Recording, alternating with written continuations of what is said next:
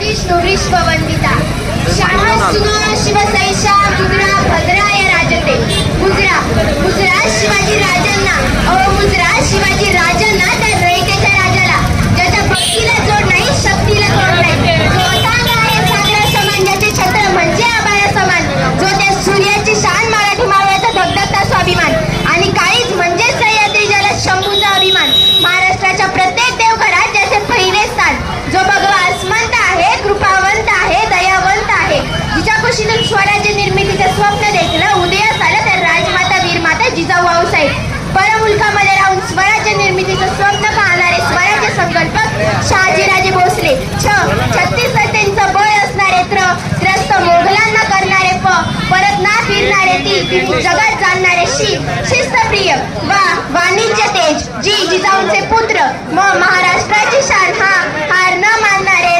राज्याची हितचिंतक म्हणजे शिवछत्रपती पित्याने निर्माण केलेल्या स्वराज्याचं नुसतं रक्षणच केलं नाही तर ते 10 पटीनं वाढविलं सुद्धा ते संभाजीराजे भोसले म्हणतात ना नियतीचे मालिक बना व परिस्थितीचे गुलाम बनू नका 16व्या शतकात आजच्या दिवशी एक तेजस्वी तारा चमकला शिवनेरीवर तोफांचा गडगडाट झाला सनईचा उघडा वाजू लागले एका वेळी ते सह्याद्रीचे कडे कपारीतून झुकले अरे माझा राजा जन्मला माझा शुभा जन्मला दीनदलितांचा कैवारी जन्मला दुष्टांचा सहारी जन्मला माझा राजा जन्मला माझा राजा जन्मला तुळजा भवानीच्या आशीर्वादाने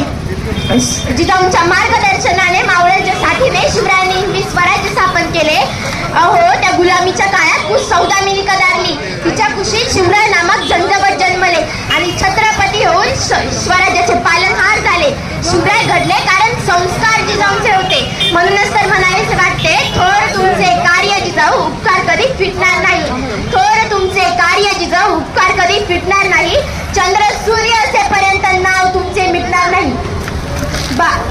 बाजीप्रभू देशपांडे तानाजी मालुसरे येसाजी संताजी जिवाजी अशा असंख्य मावळ्यांच्या साथीने शिवरायांनी हिंदवी स्वराज्य स्थापन केले विजय सारखी तलवार चालवून गेला निधड्या छातीनं हिंदुस्थान हलवून गेला वाघनख्यानं अफजल खानाला फाडून गेला स्वर्गात गेल्यावर देवांनी ज्याला झुकून मुजरा केला असा एक मर्द मराठा माझा शिवबा होऊन गेला शिवराय सांगायला फार सोपे आहेत हो शिवराय सांगायला फार सोपे आहेत शिवराय ऐकायला फार सोपे आहेत शिवरायांचा जय घोष करणे सोपे आहे पण शिवरायांना अंगीकारणे फार अवघड आहे आणि जो शिवरायांना आचरणात आणेल तो जगावर राज्य करेल एवढं मात्र नक्की